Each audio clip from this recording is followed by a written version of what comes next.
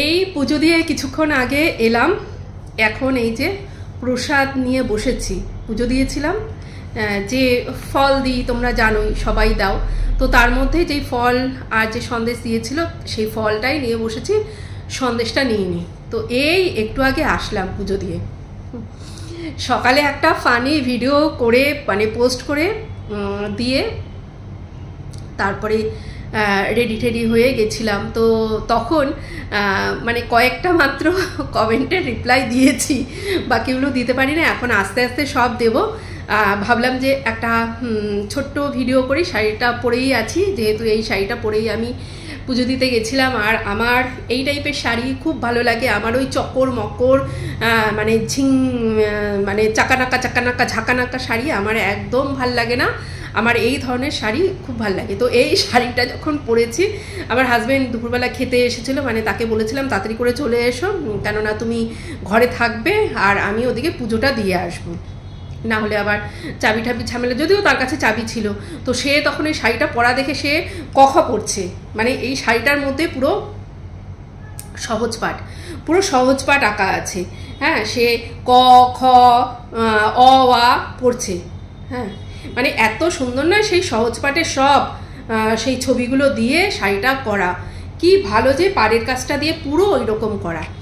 তো যেটা বলছিলাম, আমি এখানে যে এসছি, আমার বাড়িতে লিলুয়াতে আমার শিব আছে, মানে শিবলিঙ্গ যেরকম সবার ঘরে থাকে সেই রকম আমার আছে। তো এইখানে যখন এসছি আমি শিবলিঙ্গ নিয়ে আসিনি, আমি শুধু আমার গোপালকে নিয়ে এসেছিলাম। তারপরে এখানে যখন লক্ষ্মী পুজো করেছি, সরস্বতী পুজো করেছি, তো সেই মূর্তিগুলো রেখেই আমি পুজো করি। এইবার হচ্ছে আমি নীল পুজো করি আর শিবরাত্রিটাও করি। এবার ওখানে থাকতে আমি করতাম, কখনো যদি আমি বাইরে মন্দিরে গিয়ে জল ঢালতে না পারতাম, আমি ঘরে শিব যে আছে তাকেই আমি জল ঢালে সন্তুষ্ট থাকতাম। এবার এইখানে আসার পর থেকে না আমি নীল পুজো করছি না, আমি শিবরাত্রিও আমি করিনি। এখানে কিন্তু প্রচুর মন্দির আছে, প্রচুর মন্দির। এবার যেহেতু ঘরের আমি করে বেশি সন্তুষ্ট পেতাম, গিয়ে ভিড়ের মধ্যে মানে আমি অতটা না, তবুও কি আমাদের ওখানে চেনা জানা যেহেতু হয়ে গেছিলো, অনেক বছর ধরে আছি, তো সেই চেনা জানা মন্দিরে গিয়ে পুজো দিতাম। এবার এখানে তো অচেনা, এবার মানে আমার পক্ষে একা একা না, কি বলবো, সেই জায়গা খুঁজে যাওয়াও আমি পারি না। মানে মেয়ে যদি সঙ্গে থাকে তবে ঠিক আছে, কিন্তু মেয়ে তো কলেজে থাকে, তার পড়াশোনা আছে। একবার যে আমি ভাবছিলাম যে ঠিক আছে একটা টোটো ঠিক করে চলে যাব, কোথায় মন্দির আছে বলবো, নিয়ে যাবো। হাজব্যান্ড বললো ঠিক আছে আমি তো খেতেই যাব, আমি খেয়ে রেস্ট করবো, আর তুমি ততক্ষণে তার যে গাড়ি সেই গাড়ি নিয়ে আমি চলে যাব। তো আমার আবার সেটা আবার খুব বিরক্ত লাগে। মানে আমি পুজো দিতে একটা জায়গায় যাব আর পেছন মানে আরেকটা মানে অপেক্ষা করবে, ওটা আমার খুব মানে একটা কীরকম একটা লাগে, কীরকম জানিয়ে লাগে। তো যাই হোক, ওরকমই গেলাম, চিনি না যখন, আমার চেনার জন্য তো মানে যেতে হবে। তো গিয়ে পুজোটা দিয়ে আসলাম। মানে খুব ভালো পুজো দিয়েছি, ভীষণ ভালো পুজো দিয়েছি। আর পুজো দেওয়ার আরেকটাও কারণ হলো, আমার মেয়ের যখন মানে ধরো পরীক্ষা, কোনো মানে ফাইনাল পরীক্ষা হয়, তার আগে আমি একটা মানে মন্দিরে গিয়ে পুজো দেওয়ার চেষ্টা করি। চেষ্টা করি, পারি কি পারি না, অনেক সময় পারি না, কিন্তু আমি চেষ্টা করি। তো এর আগেও আমি এখানে দয়াময়ী কালীবাড়ি আছে, ভীষণ নাম করা, সেখানে আমি পুজো দিয়েছি। সেখানে সব দয়াময়ী কালী, তারপরে হচ্ছে বাবা ভোলেনাথ, সব মন্দির সেখানে আছে, পুরো লাইন দেওয়া, খুব সুন্দর মন্দিরটা। আমি এর আগে আমি ভিডিও করে দেখিয়েছি, অনেকবার আমি ওখানে গেছি। তো আমি ভেবেছিলাম ওখানেই যাবো, ওখানে গিয়ে পুজো দেবো, কিন্তু এইবার একটা মন্দিরে নিয়ে গেল, ভীষণ মানে বুড়ো শিবতলা, ভীষণ ভালো পুজো দিয়েছি। তো মেয়ের যেহেতু পরীক্ষা কালকে থেকে, তো সেই কারণে মেয়ের জন্যও দেওয়া। আর একটা জিনিস হয়েছে, মানে হঠাৎ করে আমার হাজব্যান্ডের দুদিন ধরে, এখন ভালো আছে, আজকে ভালো আছে, প্রচণ্ড জ্বর, প্রচণ্ড, মানে কালকে রাতে না, পরশুদিন রাত থেকে ধুম জ্বর। এবার এর শরীর খারাপ হলে না বলতে চায় না। এবার আমি গায়ে হাত দিয়ে আমি দেখছি, অফিস থেকে বাড়ি আসার পর থেকেই গাটা গরম। আমি তাকে বলছি তোমার কি জ্বর?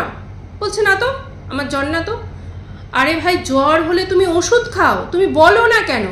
হ্যাঁ, এই লোক হচ্ছে বলবে না, এইবার রাত্রিবেলা তো প্রচণ্ড গা গরম, তারপরে প্যারাসিটামল খেলো। পরের দিন হচ্ছে ছিল এখানে শ্রাবণী মেলা হচ্ছে, শ্রাবণী মেলার সকাল থেকে ডিউটি। তো যখন ডিউটিতে গেল ওষুধ খেয়ে গেল, প্যারাসিটামল ওষুধ খেয়ে গেল। আমি বললাম যে তুমি যেও না, ডিউটিতে যেও না, কেননা একটু ম্যানেজ করো।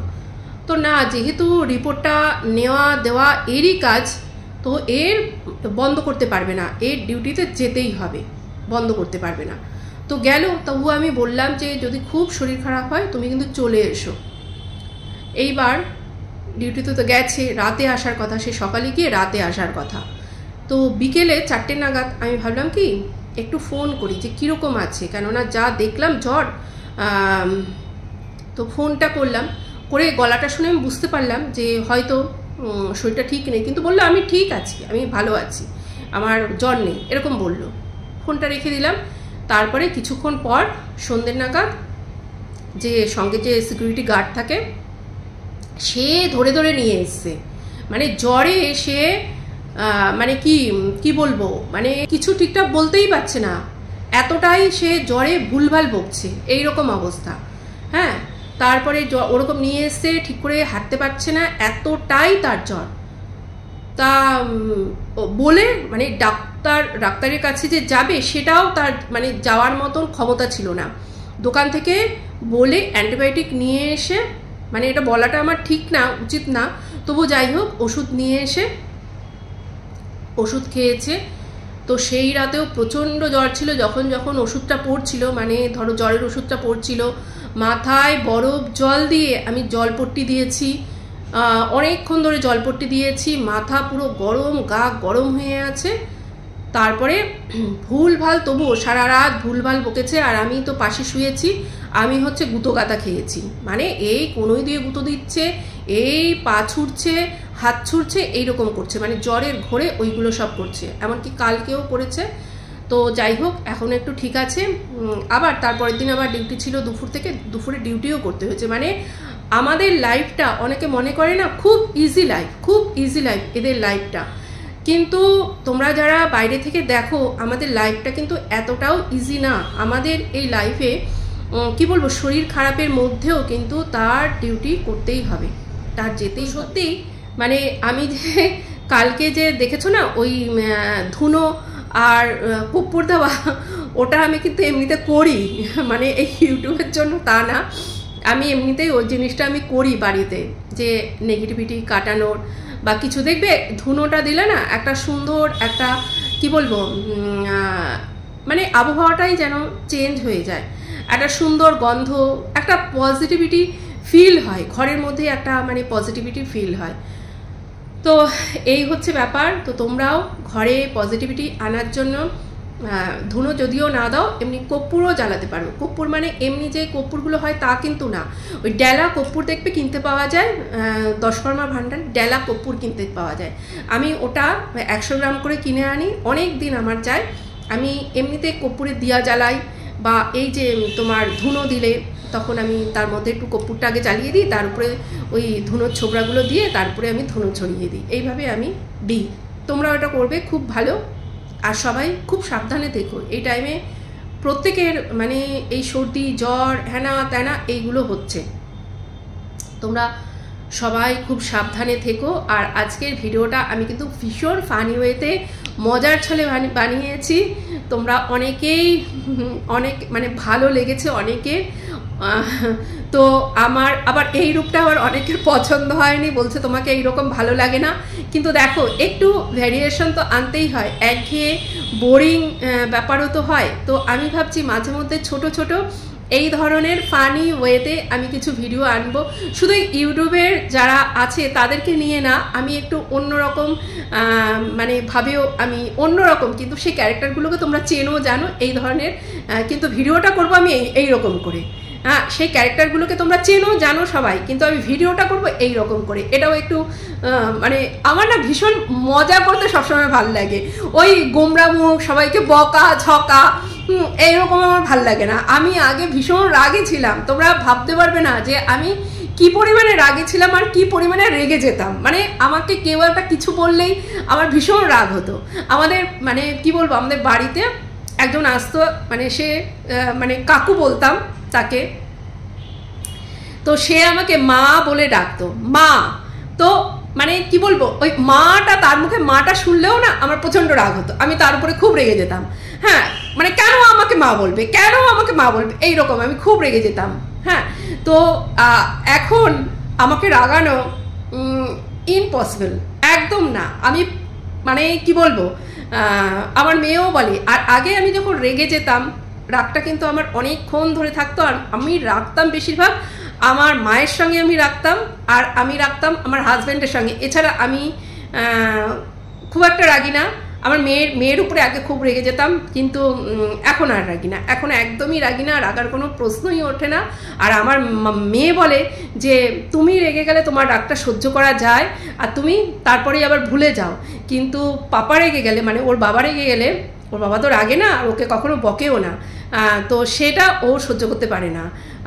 তো মানে আমার মেয়ে যখন থাকে না, এই যে পরীক্ষা এখন নেই, চলে গেছে, মানে দুদিন পরপরই বলবে, মানে আমার হাজব্যান্ড দুদিন পরপরই বলবে কবে আসবে ছানা, কবে আসবে ছানা, কবে আসবে। আরে ও তো পরীক্ষা দিতে গেছে, ও তো পরীক্ষা। তো এইরকমই রাগ, আর রাগের ফলে তুমি যেই কাজটা করবে সেটা ভালো হয় না, কোনো ডিসিশনই রাগের ফলে ভালো হয় না। একটা টাইমে কম বয়স ছিল, বুঝতাম না, রাগ হতো, রাগের চোটে অনেক কিছু বলেও ফেলতাম, কিন্তু আস্তে আস্তে মানে কি বলবো, ম্যাচুরিটিটা বেড়েছে বয়সের সঙ্গে সঙ্গে। দেখো চুলে পাক, হ্যাঁ অবশ্যই পাক আছে, তো সেইটা বাড়ার সঙ্গে সঙ্গে রাগ এখন কি হবে, রাগ করে কেন, কিসের জন্য রাগ করতে হবে?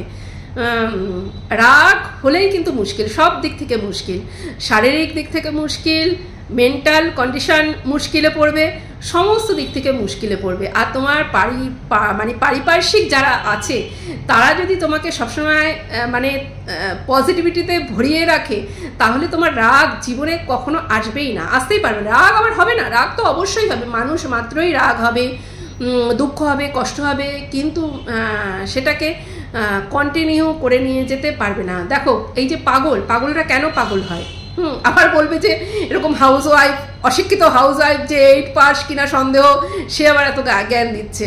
না না, সেরকম জ্ঞান ফ্যানের কিছু না, সত্যি মানে হাইফাই তো কিছু না।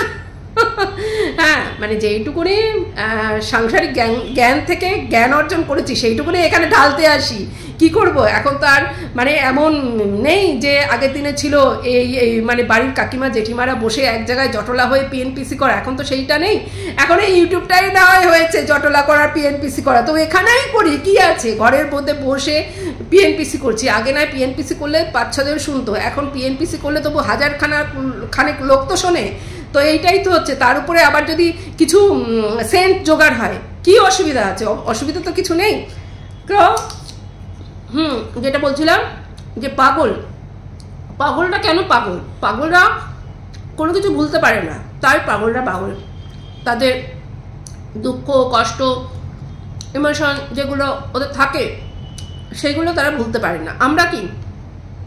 আমরা পরশুদিন কি খেয়েছি আমাদের অনেকটা মনে করে তারপরে বলতে হবে, মানে আমাদের ব্রেনে রোজ চাপছে তো স্মৃতিগুলো, তো যেটা একদম নিচে আছে সেটা একদম নিচে চলে যায়, সেটা মনে করতে গেলে আমাদের কষ্ট হয়।